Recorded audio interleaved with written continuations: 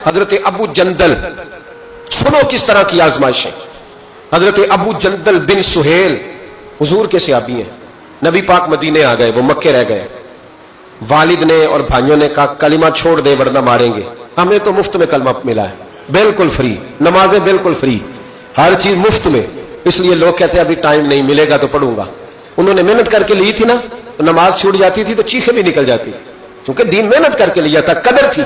حضرت ابو جندل بن سہیل کلمہ پڑھا، والد نے کیا کیا، انہوں نے پکڑ کے باندھ دیا زنجیروں سے، اور آپ فرماتے ہیں کہ مجھے کہتے تھے چھوڑ، میں نہیں چھوڑتا تھا، میرے ہاتھ جب باندھ دیے تو میرا باپ اور میرے بھائی بندھے ہوئے ہاتھوں پہ ڈنڈے برساتے تھے، چھوڑے گا کہ نہیں کلمہ؟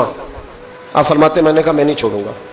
کہتے میرے کان میں کسی نے آ کے خبر دی کہ نبی پاک حدیبیہ تک آ گئے، 1500 صحابہ کو لے کے نبی پاک آ گئے عمرہ کرنے۔ فرماتے ہیں میں اب میں نے کہا میری بات بن گئی، میرے کریم پہنچ گئے، میرے وارث آ گئے، اب مسئلہ حل ہو گیا۔ ادھر نبی پاک صلی اللہ علیہ وسلم کے ساتھ صلح نامہ لکھ رہے ہیں کفار۔ اس صلح میں شرط طے ہو گئی کہ مکے سے اگر کوئی مسلمان مدینے جائے گا تو نبی پاک واپس کریں گے، رکھیں گے نہیں۔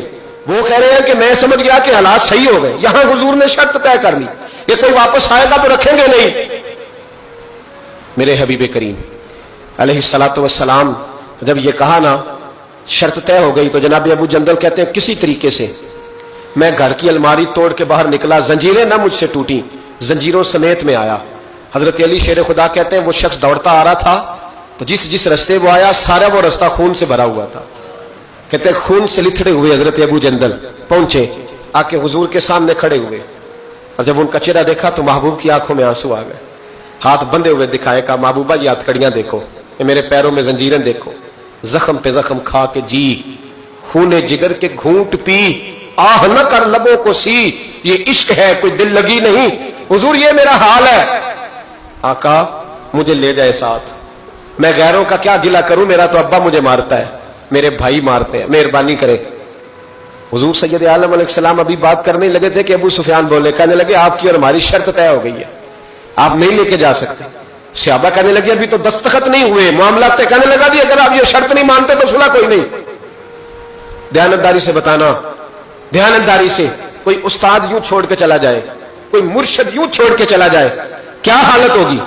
لوگ بھاگ نہیں جاتے چھوڑ چھاڑ کے، چھوڑو جی اس نے میرے ساتھ پیار ہی نہیں کیا۔ یہاں تو آپ ایک ٹائم میں کسی کو دے تو وہ ناراض ہو جاتا ہے، کہتا ہے میری مانی نہیں، چھٹی۔ حضرت ابو جندل رضی اللہ تعالیٰ عنہ خون بہ رہا ہے، ہاتھوں میں بیڑیاں، زنجیریں۔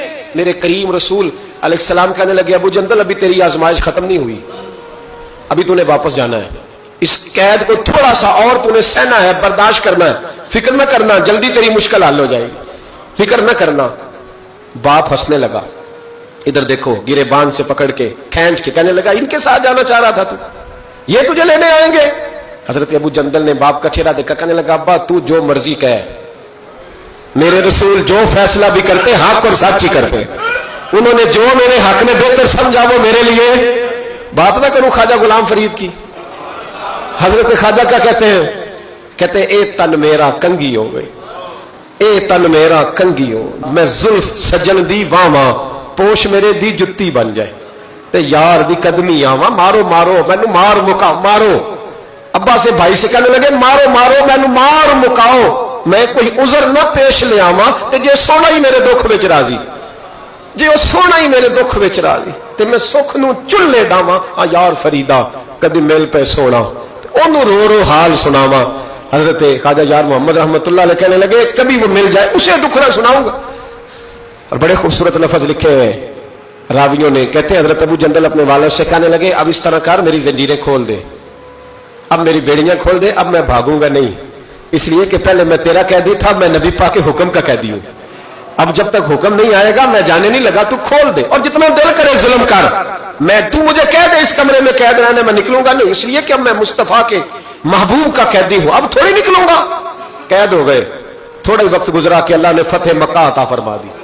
میرے محبوب جب گئے نا طواف کیا، حضرت ابو جندل کو لوگ جانتے ہی نہیں تھے کون ہے، پتہ ہی نہیں تھا، پر جب پیار ہوا نا، پیار ہوا تو حالات ہی بدل گئے، محبت ہوئی تو حالات بدل گئے، بالکل تبدیلی آ گئی۔ میرے محبوب نے حرم مکہ کے اندر کھڑے ہو کے اونٹنی پر بیٹھ کر کان نے بھی کہا جو حضور ان کے محلے کو بھی جانتے تھے، گلی کو بھی جانتے تھے، باپ کو بھی جانتے تھے، چچا کو بھی کہہ سکتے تھے کسی کو جاؤ دوڑ کے فلانے کو بلا کے لاؤ، لیکن شانے دینا کوئی میرے نبی سے سیکھے. مرتبہ اور مقام دینے کا یہ وال اونٹنی پر بیٹھ کر سارے مجمع میں اعلان کر کے فرمایا جاؤ کوئی ابو جندل کو بلا کے لاؤ.